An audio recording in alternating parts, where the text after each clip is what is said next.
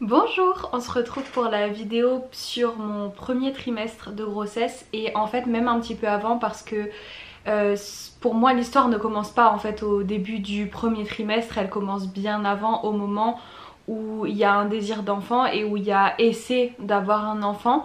Du coup j'ai envie de vous parler de plusieurs choses en rapport avec tout ça. Le seul truc c'est que normalement au milieu de la vidéo vous allez voir un petit changement de plan je pense, parce que tout simplement hier j'ai filmé cette vidéo et j'ai perdu un fichier entier.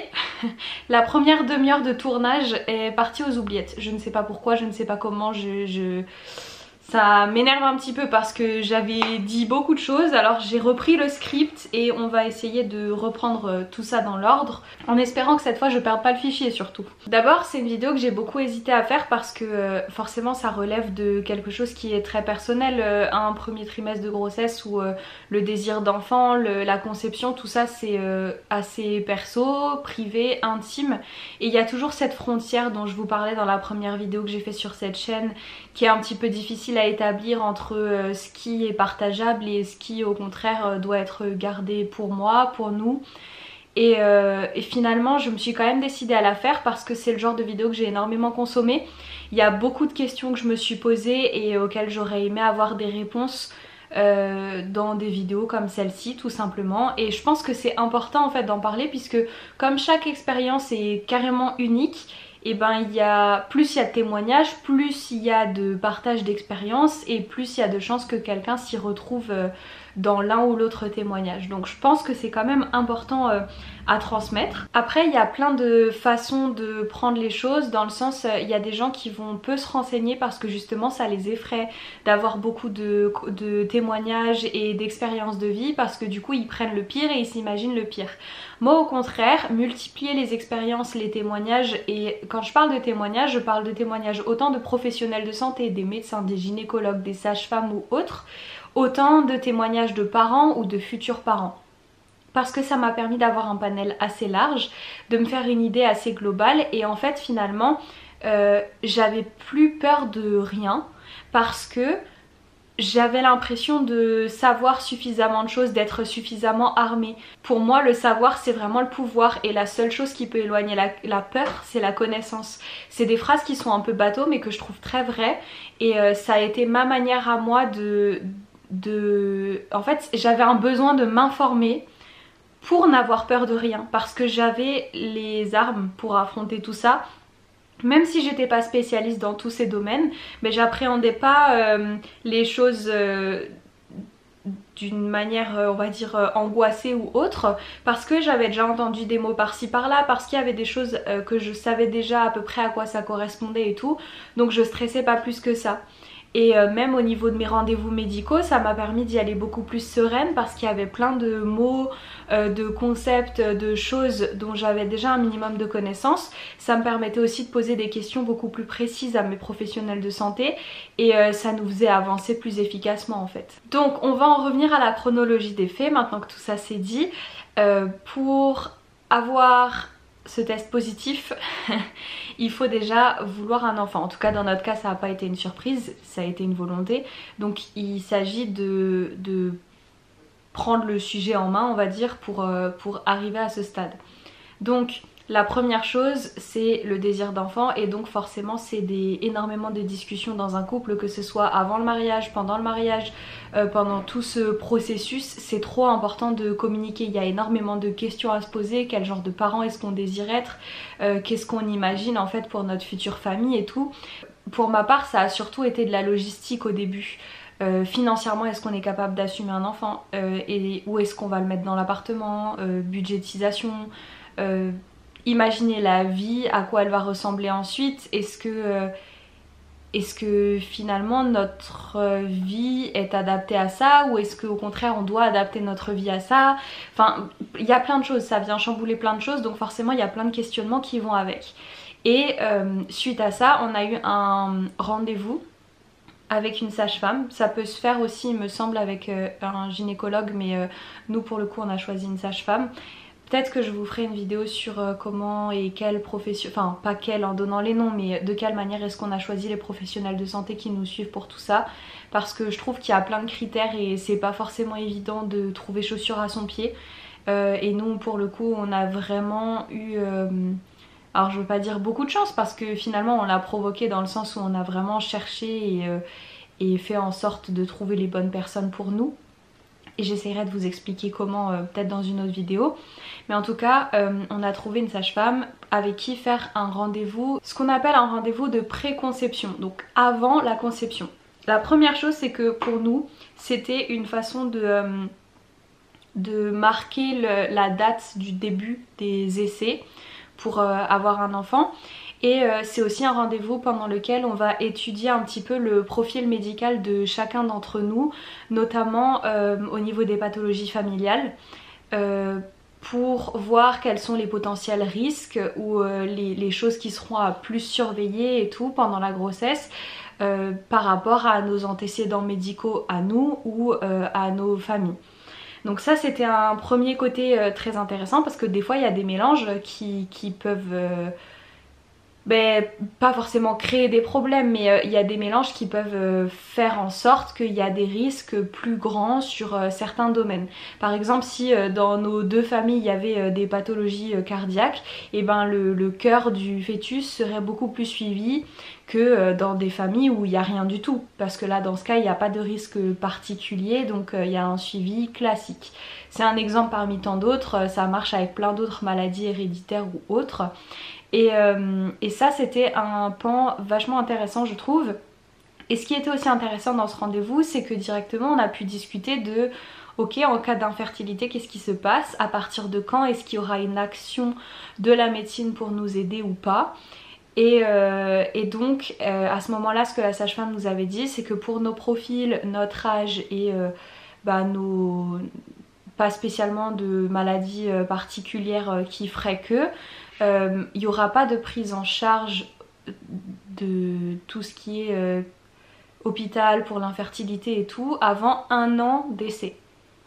Je pense que ça varie, j'ai déjà entendu des délais différents selon certains couples, mais pour nous en tout cas on savait qu'on avait une deadline de 1 an. Si en 1 an ça marchait pas, on serait pris en charge dans des centres type PMA ou autre. Et c'est pas du tout quelque chose duquel on a eu besoin en fait. Et ça me paraissait important de parler de ça parce que déjà c'est pas du tout un combat que je veux m'approprier parce que je suis pas du tout passée par là et c'est quelque chose qui est tellement prenant émotionnellement et physiquement parce que j'ai pu le voir, j'ai pu l'entendre dans divers témoignages aussi, que vraiment je ne suis pas concernée par ça et je veux pas prendre cette voie là parce que celles qui traversent ça, elles ont déjà tellement de choses à dire et tellement de choses à partager que je peux pas prendre cette place là en fait, tout simplement. C'est un parcours qui est super éprouvant, mais pour autant, en fait, d'en avoir entendu parler dès le début, pendant ce rendez-vous de préconception, ça nous a permis de nous poser des questions directement. Ok, si jamais ça ne marche pas, jusqu'à où on est prêt à aller pour éventuellement avoir un enfant, est-ce qu'on est prêt à s'engager dans ce genre de parcours là, de PMA ou autre, ou bien quand bien même ça marche pas, est-ce qu'on est prêt à s'engager dans l'adoption ou pas, enfin toutes ces questions là finalement qu'on a eu besoin de se poser super tôt au cas où quoi que ce soit en fait, parce que ça arrive pas qu'aux autres malheureusement, et c'est des questions qui sont à mon sens importantes à se poser, à tête reposée finalement. Quand on n'est pas encore dans l'émotion, quand on n'est pas encore dans la succession de déceptions par exemple, de tests négatifs ou des choses comme ça me paraît super important d'en parler dès le début. Donc ça a été la première grosse étape et en fait c'est à partir de là pour moi que l'histoire commence réellement, à partir du moment où tu poses le désir d'enfant et que ok on va se lancer dans des démarches pour que ça fonctionne. Après dans ce rendez-vous de préconception on parle pas seulement des pans médicaux, on parle aussi de l'hygiène de vie de manière générale. Alors là je vais même pas évoquer plus que ça tout ce qui est alcool, drogue et cigarettes parce que ça paraît tellement évident déjà de base de pas tant être consommateur de ce genre de substances, mais alors pendant une grossesse c'est encore plus... Enfin voilà, ça se passe de commentaires. On parle aussi d'hygiène de vie au global, quels sont l'alimentation que vous avez respectivement madame, monsieur, les activités physiques éventuellement, quels sont les ajustements à faire, parce qu'en fait à partir du moment où essai de conception il y a, et ben c'est fortement conseillé de faire attention à certains trucs dans l'alimentation, notamment le lait cru, les non pasteurisés, bien cuire les viandes, les poissons, les œufs. Alors moi je suis végétarienne donc ça a éliminé pas mal de soucis, mais faire attention à certains aliments en fait comme pour une femme enceinte, parce que tout simplement tu sais pas forcément dès le début que tu es enceinte, donc si jamais tu manges quelque chose qu'il ne faut pas au moment où t'es pas au courant que t'es enceinte mais c'est déjà le cas, et ben il peut y avoir des risques. Donc ça nous a été conseillé assez rapidement de faire attention à certains trucs dans l'alimentation, de faire attention à certaines activités physiques aussi qui pouvaient éventuellement comporter un risque. Je vais dire un truc qui tombe un peu sous le sens, mais de la boxe. Voilà. Bon, ça paraissait évident, mais c'est vrai qu'il y a des choses auxquelles on nous a recommandé de faire attention assez rapidement. Et donc ensuite on en arrive au début des essais, et là je parle pas au premier test positif, je parle même d'avant, parce qu'en fait c'est super rare que ça fonctionne du premier coup, dès le premier cycle. Quand je parle de cycle menstruel, de cycle ovulatoire, c'est très rare que ça marche du premier coup, donc parfois il faut attendre plusieurs mois pour tomber enceinte. Et en fait je suis très impatiente de nature et je m'attendais pas forcément, mais le premier test que j'ai fait, ça m'a fait trop mal au cœur en fait de le voir négatif, parce que même si je le savais que c'était tout à fait normal que ça marche pas du premier coup, bah, je suis tellement impatiente que j'étais super déçue finalement. Et je trouve qu'il faut se préparer à ça, parce qu'encore une fois sur les réseaux on voit souvent l'histoire débuter à partir du premier test positif, alors que pas nécessairement. Avant ça il y a plein de choses qui se déroulent, comme ce que je viens de vous dire là, les questionnements et tout, mais aussi les premiers tests négatifs. Et moi j'étais pas préparée psychologiquement on va dire à ça, et ça m'avait fait de la peine au début. Du coup je trouvais que c'était important à mentionner quand même, même si voilà, c'est encore une fois c'est totalement normal. Mais ouais, je pense que j'aurais aimé l'entendre. Prépare-toi à la première petite déception, à plusieurs petites déceptions d'ailleurs sur plusieurs mois, c'est normal. Pour parler des tests, les tests j'ai choisi de prendre toujours les deux mêmes marques. Alors la première marque c'était Biocinex il me semble, la deuxième marque c'était Clearblue. Je les achetais soit en pharmacie soit en supermarché, et en fait j'ai choisi d'utiliser tout le temps les mêmes, parce que je me disais si à un moment il y en a un qui me fait un truc un peu bizarre ou quoi, je saurais comment ça réagit en temps normal, puisque j'en ai eu qui n'étaient pas défectueux avant, et donc ça me permettait d'avoir un point de repère plutôt que d'en utiliser chaque fois un d'une autre marque et de pas trop savoir comment ça fonctionne ou quoi. Au bout d'un moment tu prends l'habitude d'un fonctionnement, et je trouvais ça beaucoup plus pratique en fait. Moi ça me rassurait en tout cas, donc j'ai pris ces deux marques là, Biocinex parce que je l'ai trouvée en pharmacie et qu'elle était très peu coûteuse, et Clearblue parce que c'est un peu un mastodonte en fait pour moi des tests de grossesse, on les voit tout le temps. Et il y en a plein de types différents. Et il y a des tests précoces et des tests qui ne sont pas précoces. Et du coup je vais développer ça parce que c'est pareil, c'est un truc où j'aurais aimé avoir plus d'explications en fait, tout simplement au moment où j'ai commencé à faire ça, parce que moi pour le coup c'était la première fois de ma vie que je faisais un test de grossesse. J'ai jamais eu un doute avant ou un truc comme ça, j'ai jamais eu besoin d'en faire avant. Du coup c'était vraiment la totale découverte à ce moment-là. Donc la première chose pour faire un test de grossesse, surtout s'il est précoce, c'est de prendre les urines du matin, puisque plus concentré donc plus fiable on va dire. À savoir que ce qui est mesuré avec ce test de grossesse, c'est le taux d'hormone bêta-HCG. C'est une hormone qui est produite uniquement au moment de la grossesse, qui peut être faussée par certains médicaments, mais c'est assez rare et en général c'est écrit sur les notices, et qui peut être faussée en cas de grossesse arrêtée récente si le taux n'est pas redescendu, en cas de PMA aussi ça peut être faussé avec certains produits et tout, mais grosso modo si vous n'avez pas de médication particulière ou pas d'histoire particulière, normalement c'est une hormone qui est uniquement produite lors de la grossesse. Et cette hormone là elle est mesurée grâce à un test urinaire, plus tard grâce à un test sanguin, on en reparle plus tard. Mais donc ce que vous devez faire, surtout pour les tests précoces, c'est-à-dire les tests qui sont faits on va dire 8-10 jours après la conception, ils doivent être faits avec l'urine du matin, la première. Vous faites pipi dans un petit pot ou bien directement sur le bâtonnet. Moi j'avais pas du tout confiance, je pensais que ça allait pas être concluant, que ça allait peut-être pas tomber assez bien sur le petit coton et tout, bref. Vous faites pipi dans un petit pot, vous trempez à la verticale votre test à l'intérieur pendant un nombre de secondes qui est indiqué sur la notice de votre test de grossesse. Ensuite vous le sortez et ce qui est important c'est de le mettre immédiatement à l'horizontale pour qu'il n'y ait pas trop de liquide qui remonte dans le test et le désigne complètement à l'intérieur.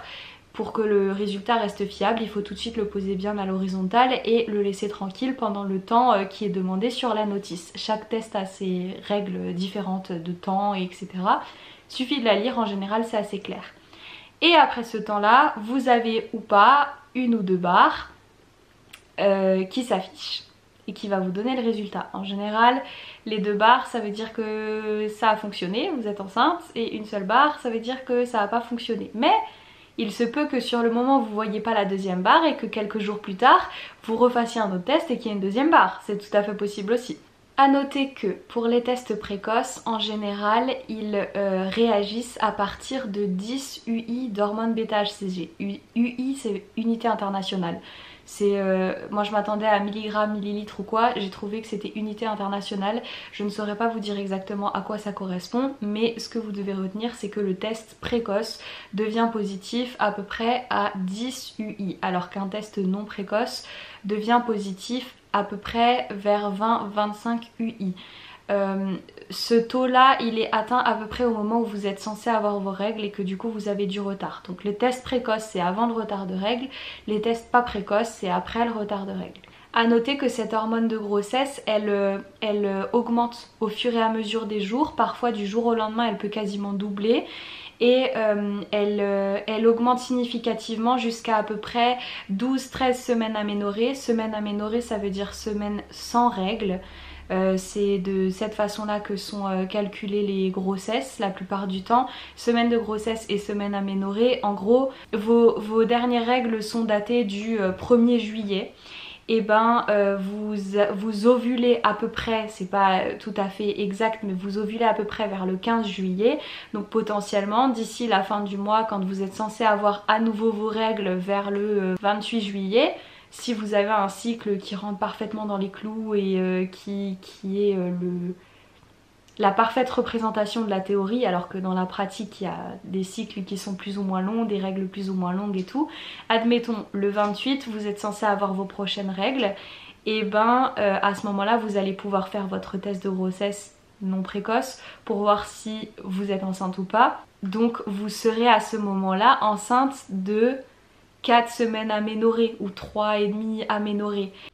Et pas donc il y aura 2 semaines de grossesse depuis votre ovulation, mais il y aura 4 semaines sans règles, donc 4 semaines aménorrhées. Donc au moment où vous apprenez votre grossesse, a priori vous êtes déjà enceinte de 4 semaines aménorrhées. Voilà la différence entre les deux mots. Et donc ce qui est à retenir, c'est que cette hormone β-HCG, elle augmente significativement pendant les 12-13 à peu près première semaine aménorrhée. Et ensuite elle chute drastiquement et d'ailleurs c'est notamment à cause de cette hormone que les nausées et vomissements sont provoqués. Et donc normalement quand cette hormone commence à chuter, les nausées sont censées relativement se calmer.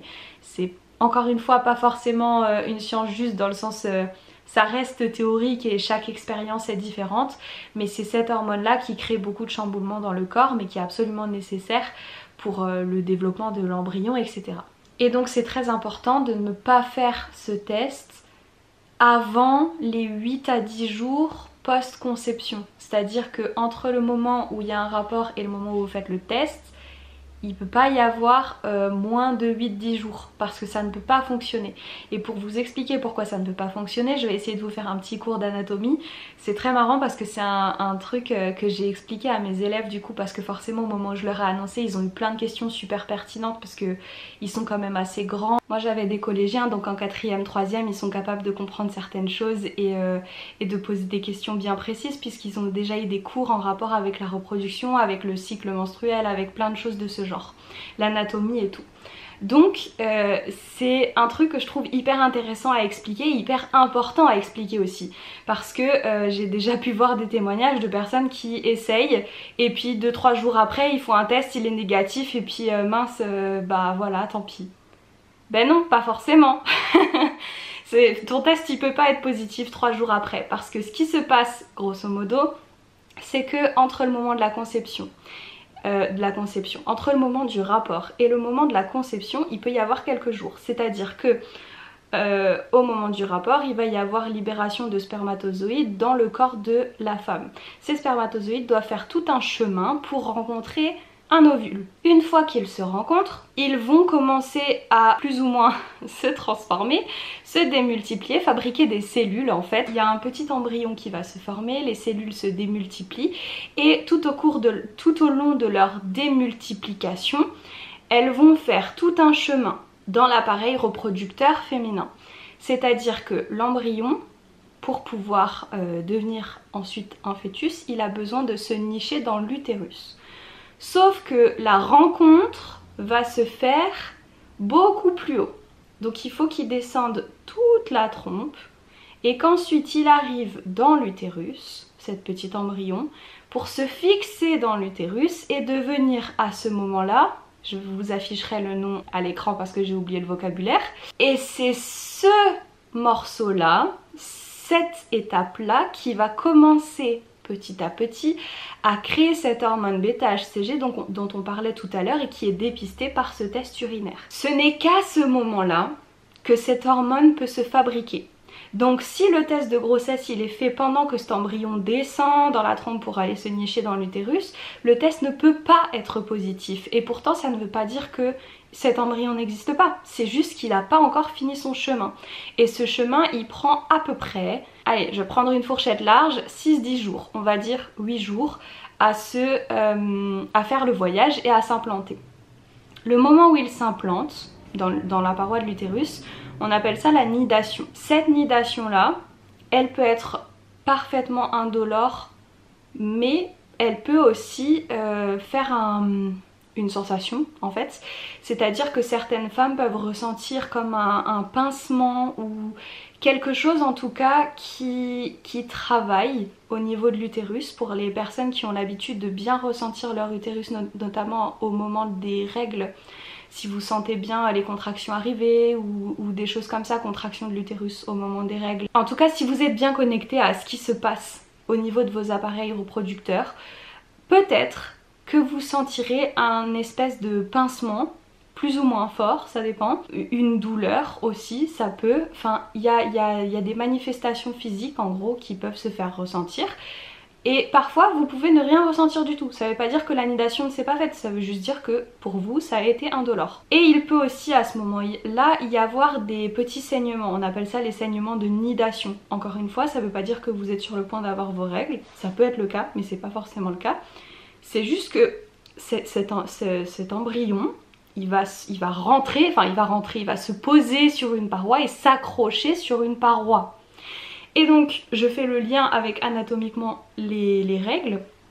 Les parois de l'utérus, elles se gonflent, non.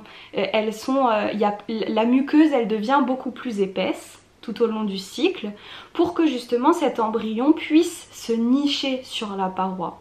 Lorsqu'il n'y a pas de fécondation et donc pas d'embryon qui se niche dans la paroi, ou alors un embryon qui se niche mais pas correctement et finalement il se décroche et blablabla, ces parois tombent, enfin elles s'enlèvent plus ou moins et c'est ça qui provoque donc les règles. A priori, l'embryon du coup s'implante dans cette paroi et commence à faire sa petite vie, se développer machin et devenir un... toujours ce mot affiché à l'écran. Et c'est à ce moment-là donc qu'il y a cette hormone β-HCG qui est détectable par votre test urinaire. À partir d'un certain taux, on considère que la grossesse est avérée. Le test de grossesse va être positif si c'est un test précoce, soit à 10 UI, si c'est un test pas précoce, soit à 25 UI. Une fois qu'il y a ce test positif, tu peux faire une prise de sang. Tu peux la faire dès le début aussi, hein. C'est juste que la prise de sang n'est remboursée que si elle est prescrite par un professionnel de santé. Donc une fois qu'on avait ce test urinaire positif, partir voir la sage-femme, demander une prise de sang en disant voilà, notre test urinaire est positif, je crois bien que je suis enceinte, j'aimerais une confirmation. Let's go à la prise de sang qui mesure ce même taux de bêta-HCG mais cette fois dans le sang. En général, comme il y a plusieurs jours qui se passent entre le test urinaire et le test sanguin, le taux a probablement explosé entre temps, puisque au début ce taux de bêta-HCG il monte de manière exponentielle. C'est vraiment impressionnant à quel point ça monte vite. En quelques jours ça peut doubler, tripler, quadrupler. Enfin vraiment ça monte très très vite. C'est assez impressionnant, je m'attendais pas à ça. Mais de toute façon sur votre papier de prise de sang vous aurez un tableau qui écrit si vous avez à peu près entre tel taux et tel taux, je dis des chiffres complètement au hasard, je me souviens plus. Si vous avez le taux de bêta-HCG entre 30 et 248, alors vous êtes enceinte de 3 semaines. Et là on en est qu'au début. Cette vidéo va être très longue puisque là c'est du coup le tout début, la confirmation de grossesse il y a.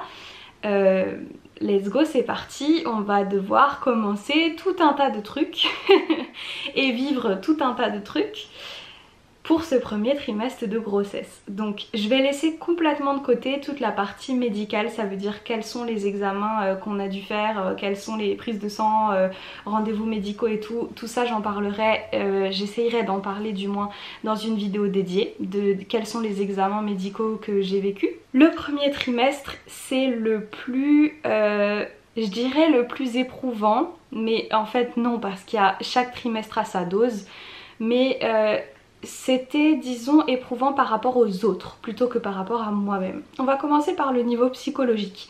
Niveau psychologique, ce qui a été difficile au début c'est de se dire il se passe un truc de fou malade dans mon corps. Mais vraiment c'est... Je vous ai dit pour moi c'était énorme, c'était une montagne, genre devenir parent c'était tellement une immensité. Je pouvais pas garder ça pour moi, c'était une folie. Donc bien sûr monsieur l'a su le jour même où j'ai eu le test positif urinaire, mais en dehors de ça on n'en avait parlé à personne. Mais très vite, c'est-à-dire en quelques jours, on a eu besoin d'en parler avec nos parents parce que ils font partie de nos vies intégralement, donc forcément on leur a annoncé. Et ça a été une grosse question qu'on s'est posée parce qu'en général on dit que, et je suis pas forcément d'accord avec ça et je vais vous expliquer pourquoi, on dit qu'on n'annonce pas une grossesse avant le 3e mois parce que le risque de fausse couche est particulièrement élevé les 3 premiers mois. Et qu'après il chute drastiquement ce risque, donc en général on annonce à la fin du 3e mois ou au 4e mois. Pour nous c'était hors de question. C'était hors de question pour plusieurs raisons. La première c'est que notre entourage proche, on a une infinie confiance en eux, sinon ce serait pas notre entourage proche. Et donc on a très envie de leur parler des choses qui nous arrivent au quotidien et particulièrement de trucs aussi énormes qu'une grossesse, vous pensez bien. Donc il n'était pas envisageable de leur cacher ça. La deuxième chose, c'est que si fausse couche il y a, besoin de soutien il y a aussi. C'est-à-dire qu'une fausse couche est une très grosse épreuve, j'imagine. En tout cas, encore une fois, de tous les témoignages que j'ai pu lire, c'est quelque chose de la plupart du temps qu'il faut encaisser quoi. Et il n'était pas question pour moi qu'on soit seul dans cette épreuve. On aurait besoin de nos proches si ça nous arrivait. Donc on peut pas débarquer un jour, à mon sens, en leur disant ben voilà j'ai fait une fausse couche, alors que, et je déteste ce terme de fausse couche, on devrait parler de grossesse arrêtée en réalité, mais voilà, il y a eu un problème, notre grossesse a été arrêtée alors même qu'on n'a pas annoncé la grossesse, ça me paraissait trop bizarre. Donc encore une fois, argument pour le fait d'en parler. Et la troisième chose, c'est que le premier trimestre et ceux qui sont déjà passés par là le savent, le premier trimestre il se passe des choses physiquement, c'est-à-dire parlons de nausées, de vomissements, de fatigue, rien que ça, rien que ces 3 choses là, comment tu peux cacher ça à tes proches que tu vois hyper souvent, avec qui t'es très fusionnel, en l'occurrence nos mamans, enfin, c'est autant la maman de monsieur que la mienne, on est très très proches, nos papas aussi bien sûr, mais je veux dire, on peut pas cacher ça. Ils vont voir qu'il y a des trucs qui nous dégoûtent, ils vont voir qu'on est archi fatigué, qu'on passe notre vie à dormir, et ça enfin, on va en reparler juste après dans les symptômes physiques, mais ça a tellement d'impact dans le quotidien, les symptômes physiques du premier trimestre, que ça me paraissait impossible à cacher. Donc on en a parlé très très rapidement, hein, dès les premiers jours. Je crois que quand on l'a annoncé, je devais être enceinte de 2 ou 3 semaines, un truc comme ça. Donc c'était vraiment le début du début, mais ça nous a permis de suivre ça tous ensemble finalement, et c'était trop cool.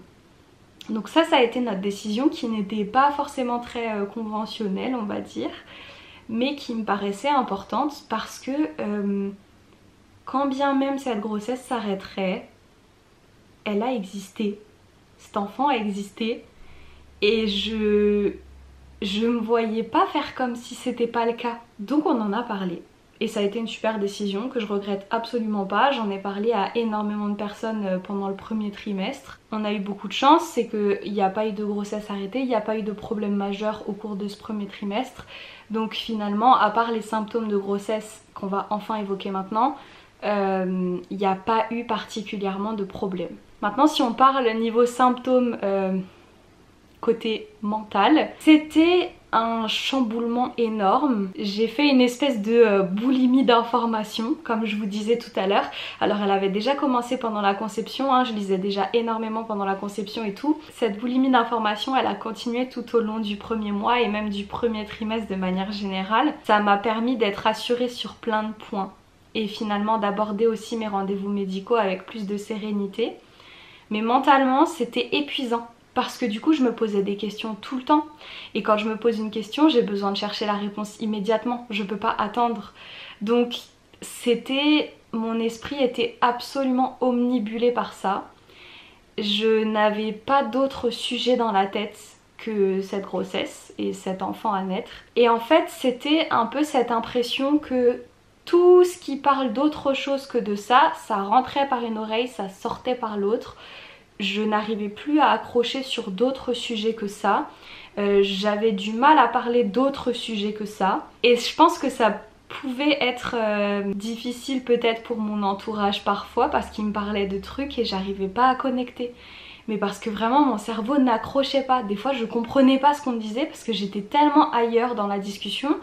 Et ça c'était un peu pénible parfois. Physiquement, il y avait la fatigue aussi qui jouait énormément. La fatigue du premier trimestre.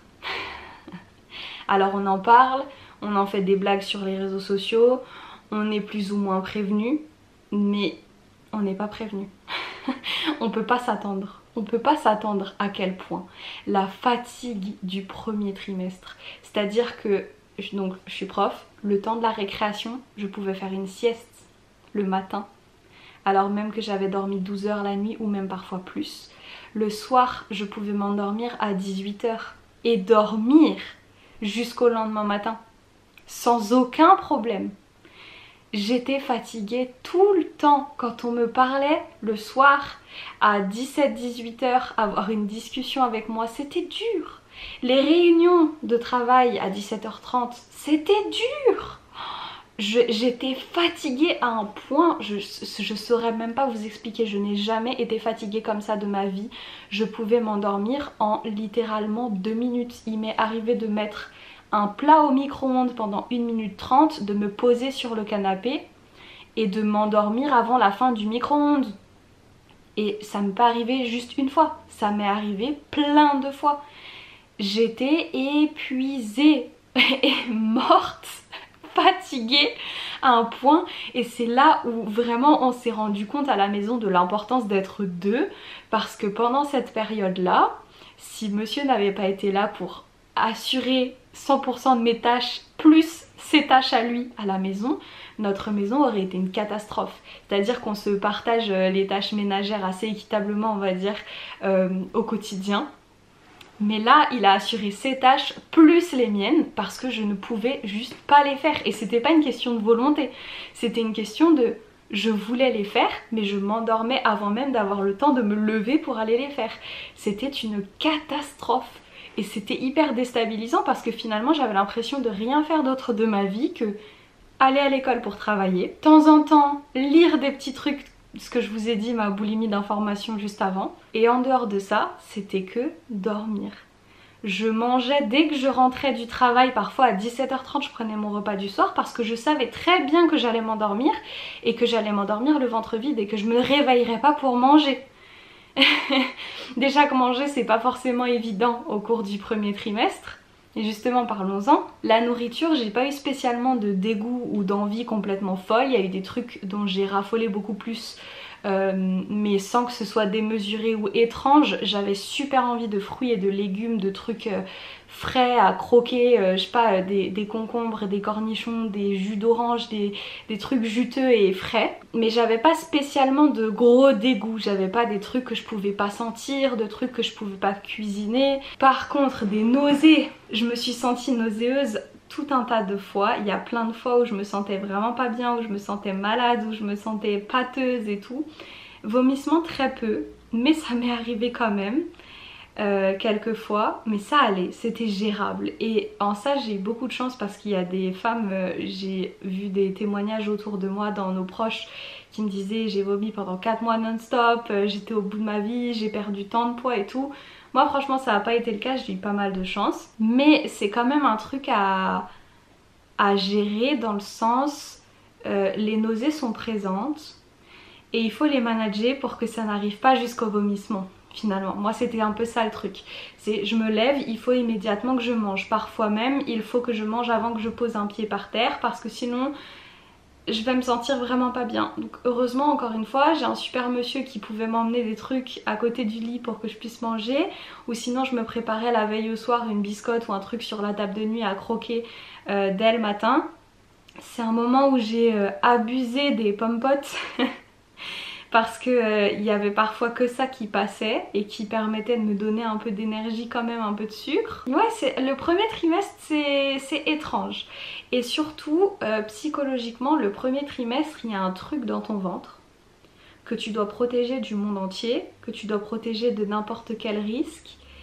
Et en plus tu sais qu'il est super fragile et que potentiellement il peut disparaître à tout moment puisque le risque de fausse couche, de grossesse arrêtée est assez élevé au début. Et donc c'est un peu stressant, mais en même temps faut pas stresser parce que c'est pas très bon pour le bébé d'avoir des émotions négatives intenses et tout, et notamment le stress. Et du coup ça fait un package émotionnel qui est parfois un petit peu dur à gérer.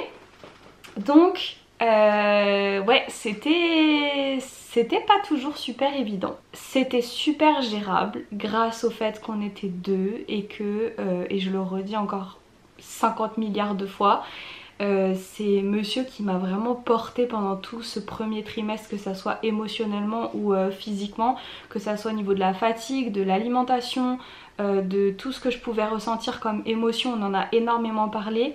Et en fait ce premier trimestre c'est un tel chamboulement dans la vie parce qu'on est en train de finalement prévoir toutes nos prochaines années ensemble en tant que famille et plus juste en tant que couple, que si on n'en parle pas, je sais pas comment on survit à ça. Vraiment, je vous dis les choses comme je les ressens, je ne sais pas comment j'aurais pu survivre à ce chamboulement de premier trimestre si on n'avait pas eu une communication hyper ouverte, claire, sincère et constante. Quand je vous dis constante, c'est vraiment quotidiennement, voire plusieurs fois par jour avec monsieur. C'est trop important. C'est un soutien qui est indispensable. Je pense que vraiment ce soutien est nécessaire. C'est-à-dire si vous n'avez pas un monsieur à côté de vous, trouvez ce soutien à un autre endroit, que ce soit auprès d'un professionnel de santé, auprès d'un membre de votre famille, auprès d'amis, quelqu'un de votre entourage, peu importe, mais c'est absolument indispensable d'avoir un soutien émotionnel minimum pendant cette période-là. Et pas que pendant le premier trimestre, pendant tous les trimestres. On en reparlera dans les autres vidéos, mais c'est impensable de faire sans. En tout cas à mon sens. Un autre truc à dire sur tout ce qui est symptômes physiques, c'est que forcément il y a le ventre qui arrive un petit peu, qui est à cacher ou pas cacher selon votre désir avec les vêtements. Ça peut commencer très légèrement, tout comme ça peut arriver assez rapidement, ça dépend des femmes physiquement. Et il y a d'autres symptômes physiques, c'est la peau et les cheveux. En général, la peau c'est un peu qui tout double.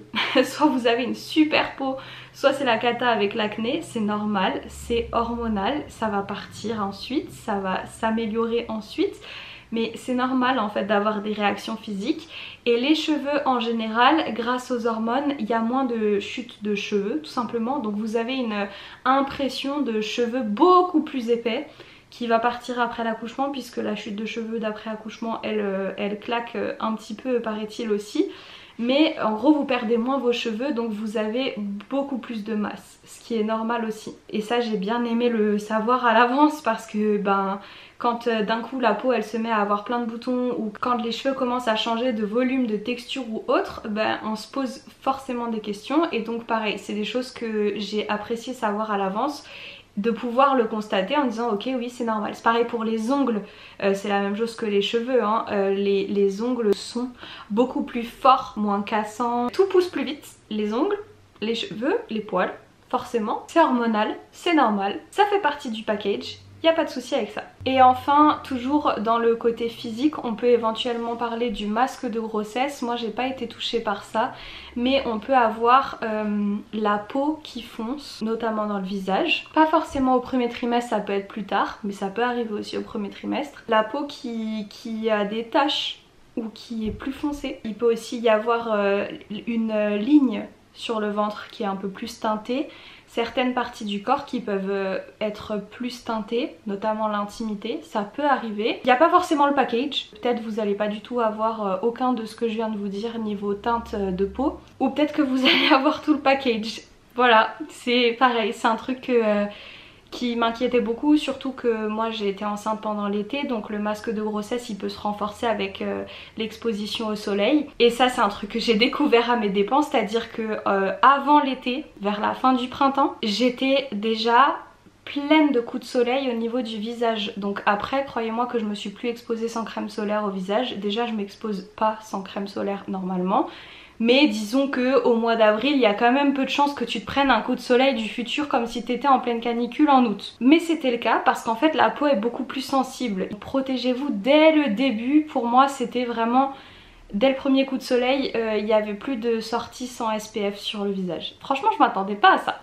Donc pareil, bon à savoir. Et je pense que même pour les grossesses d'hiver, ça doit quand même être su, parce qu'au premier rayon de soleil, la claque assurée. Ça c'est pour le côté physique. Le premier trimestre, c'est aussi le moment de s'intéresser à tout ce qui est administratif, pour pas être à la ramasse et voir un petit peu tout ce qui va se profiler pendant les mois à venir, parce que les premières semaines on vous laisse un petit peu tranquille administrativement, toujours à cause de ce risque énorme de grossesse arrêtée. Mais à partir du moment où le seuil de grossesse arrêtée diminue drastiquement, la paperasse elle vous arrache la tête. Donc c'est vers la fin du premier trimestre, début du deuxième, on commence à vous parler de déclaration de grossesse, de déclaration à la CAF, à la CPAM, à votre employeur si nécessaire, enfin vraiment il y a énormément de choses après à penser, à gérer, à demander, des papiers à faire et blablabla. On en reparlera aussi dans d'autres vidéos je pense. Il y a plein de choses. Donc mon conseil c'est vraiment de vous renseigner sur administrativement qu'est-ce qui va être à faire et à partir de quand,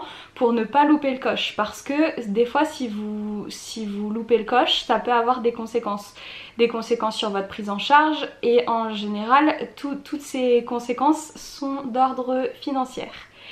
Donc vous risquez de perdre des sous si vous ne faites pas certains papiers à temps.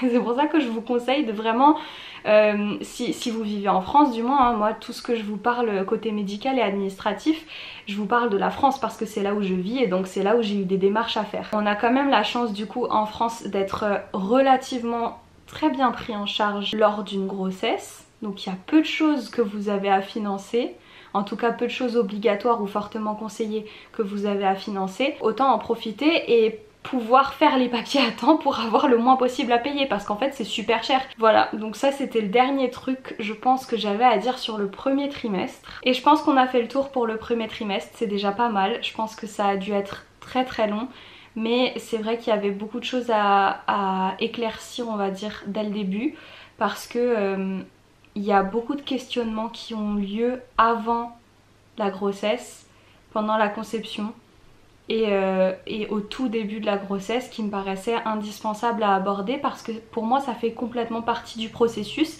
et pourtant c'est une phase dont on entend très peu parler dans les témoignages sur YouTube notamment parce que l'histoire est toujours racontée à partir du test de grossesse positif. Alors que je suis pas du tout d'accord avec le fait que l'histoire commence avec le test positif parce que l'histoire commence à partir du moment où on est en discussion sur le est-ce qu'on va ou pas faire un enfant ensemble. C'est là que l'histoire commence parce que c'est là que la famille commence à se former. Ensuite il y a la prise de décision et ensuite il y a tout le processus qui suit. Mais l'histoire se met en marche à partir du moment où il y a un désir potentiel d'enfant et un questionnement autour de ça. Dans le couple en tout cas. Voilà, donc j'espère que cette vidéo aura pu vous apporter des informations.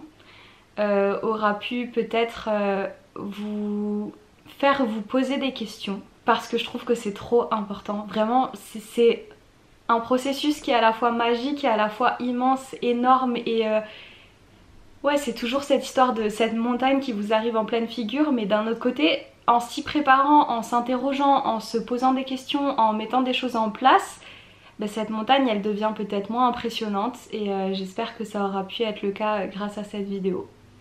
Voilà, on verra la suite des événements dans d'autres vidéos. À bientôt!